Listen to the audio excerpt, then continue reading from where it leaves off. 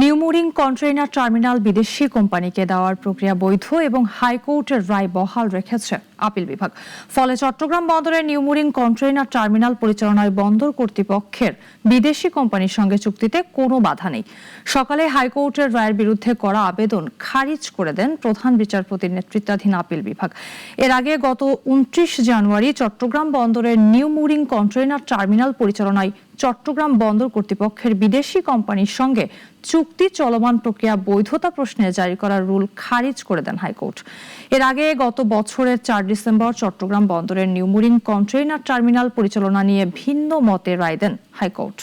তাদের যে লিভ পিটিশনটি ছিল সেটিকে খারিজ করে দেওয়া হলো। অর্থাৎ এই অর্থ হচ্ছে যে সরকার এই মুহূর্তে যখন ডিপি ওয়ার্ল্ডের সাথে বা দুবাই গভর্নমেন্টের সাথে যে চুক্তিটা করতে যাবে বা আদৌ যদি হয় সেটাতে কোনো অস্বচ্ছতা ছিল না এবং সেটি করতে আর কোনো বাধা নেই।